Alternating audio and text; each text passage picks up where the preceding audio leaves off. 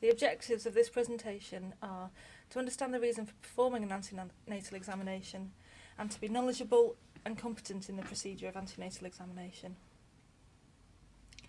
People fail this station commonly because they haven't had enough practice in antenatal clinic, they have poor technique, they lack in fluency and carry out the parts of the examination in an incorrect order, or they are rough with the patients and do not afford them the dignity which they deserve.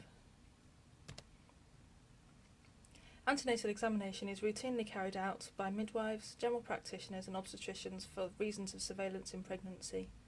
This includes assessment of fetal growth and fetal well-being. Introduction to the station. Wash your hands with the alcohol gel that will be present in each station.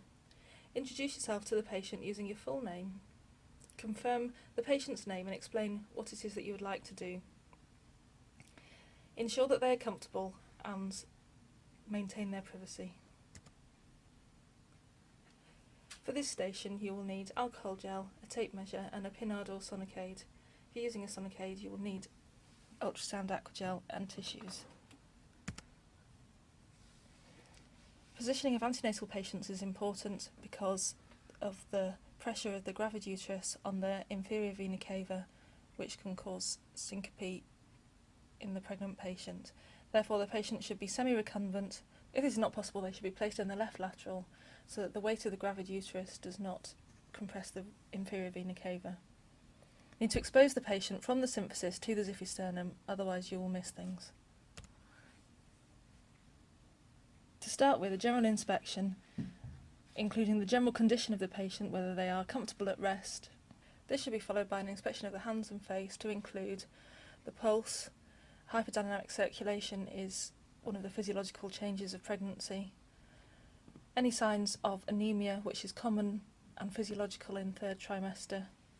This may be shown by conjunctival pallor. And other signs and symptoms of pregnancy, such as cloasma. To then move on to the abdomen, the patient is likely to be, for examination purposes, in the third trimester of pregnancy, therefore there will be distension of the abdomen with a pelvic mass consistent with the third trimester of pregnancy. There may also be scars either from previous caesarean section, previous appendectomy, previous laparoscopy or other surgical procedures. In many patients you will see striae gravidarum. These are known colloquially as stretch marks. These are due to the rapid increase in size of the uterus and distension of the abdomen.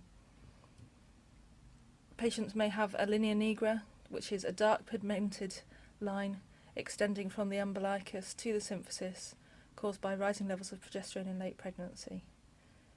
In some patients you may also see fetal movements. Remember to comment on anything that you do see in the patient's abdomen and to comment on significant negative findings. Palpation is usually started by measuring the symphysiofundal height in centimetres. This should be measured from the superior border of the pubic symphysis to the highest part of the fundus. Ideally this should be done with a blinded tape measure, repeated 3 times and an average taken.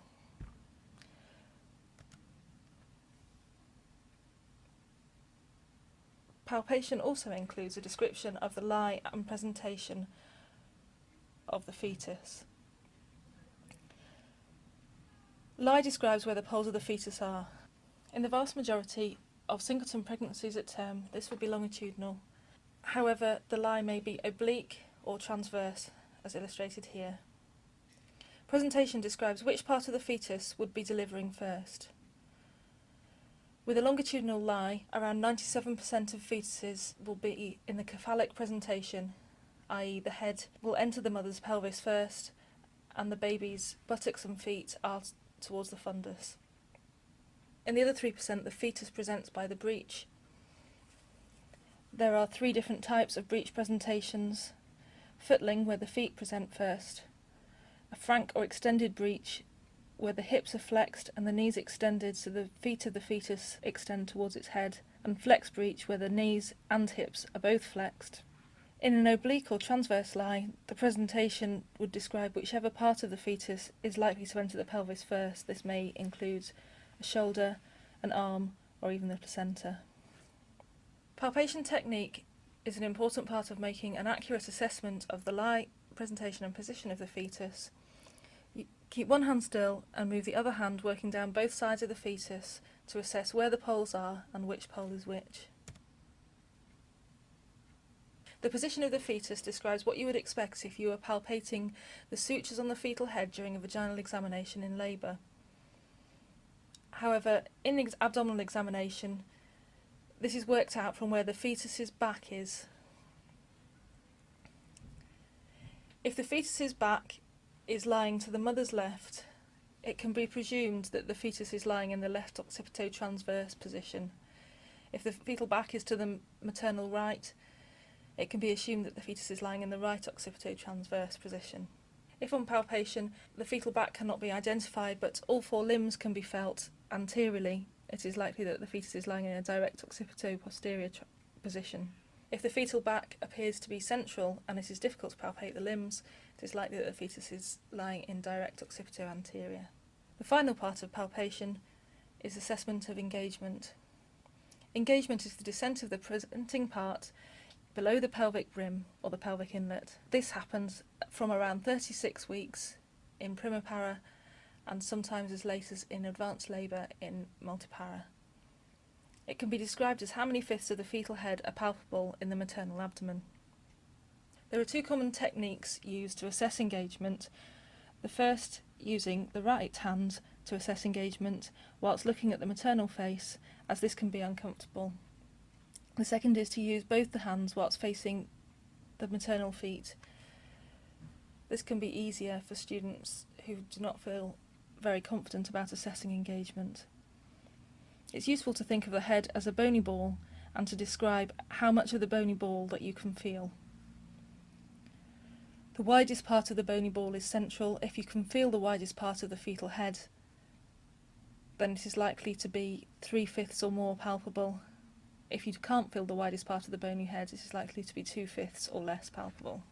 Auscultating the fetal heart. The normal fetal heart is between 110 and 160 beats per minute. It is best heard over the anterior fetal shoulder. In routine practice, Doppler can be used from 12 weeks to detect a fetal heart and a Pinard stethoscope from 28 weeks. If you're using a Pinard stethoscope, place the trumpet end over the anterior fetal shoulder, put your ear to the other end. You must ensure that no part of your hands is touching the stethoscope, otherwise you will be unable to hear the fetal heart. You will need to time the fetal heart in beats per minute using a watch. Doppler should ideally be used over the anterior shoulder, although often the fetal heart can be picked up from the front of the fetal chest. Some Dopplers have a screen which will tell you the fetal heart rate. In some you will have to time it for 15 seconds and work out the fetal pulse. Do remember to clean the gel from the patient's abdomen afterwards with a tissue. If blood pressure and urinalysis have not already been performed, then the manual blood pressure should be taken and compared to the booking blood pressure, and urinalysis for protein and leukocytes, but not for glucose in routine antenatal assessments. At the end of the examination, encourage the patient to cover up and help them to sit up. It is very hard to get off an examining couch with a full-term pregnancy. In summary, introduction to the patient followed by inspection and blood pressure and urinalysis, if not already performed, should be followed by palpation for fundal height, the lie presentation and position of the fetus, and whether the presenting part is engaged within the maternal pelvis. You should auscultate for the fetal heart, and at the end of the examination, help the patient to sit up and thank them for their time.